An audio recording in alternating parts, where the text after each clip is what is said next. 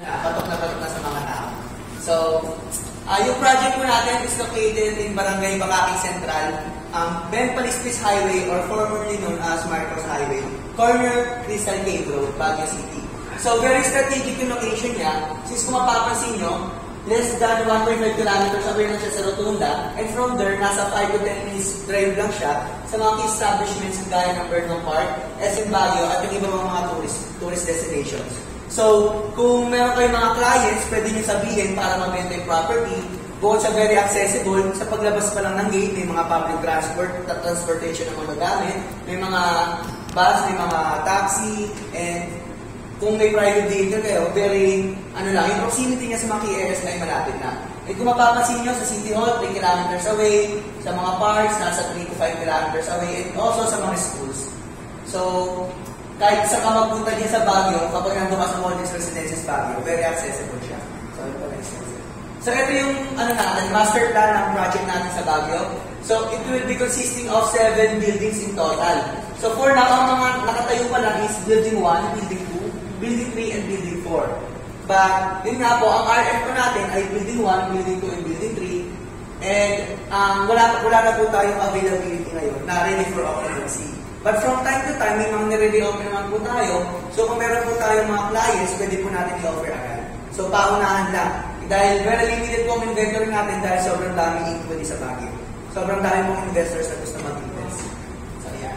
So yung mga natitira pong buildings is for pre-selling. So yung po yung market natin ngayon. Hindi pa po natatayo yung mga buildings pero halos po gusto rin po inventory.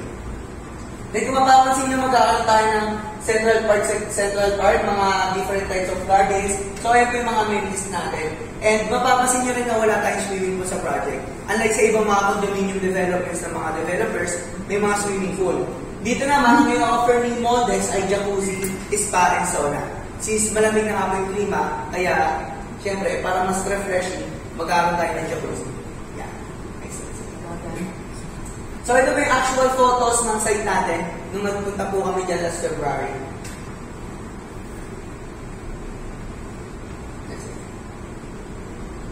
Yan, so, typical unit tayo, nandun lang naman po, nasa 22 to 28 square meters for studio unit. So, nag-range po tayo dyan sa mga studio unit na 23 square meters, around 5 million, 4.5 to 5 million. Then sa mga may balcony naman, nasa 5.3 million to 5.5. So, doon po tayo nag-range.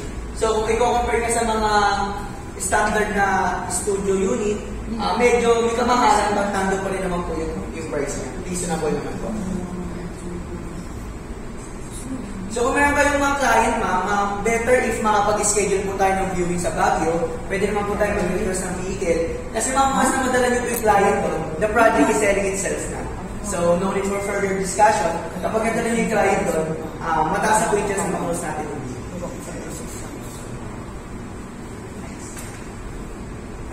So, yung mga dinidiscuss po namin, yung mga files na yan, yung mga photos, videos, presentations, computations, nasaan naman po yan, G-Drive link. So, pwede po namin kayo bigyan para if ever meron po yung client, pwede nyo po ipasa. Or if kayo man mismo gusto nyo mag-invest, meron din po ang copies. So, yan po yung inventory natin. Madami-dami pa naman po. Yan.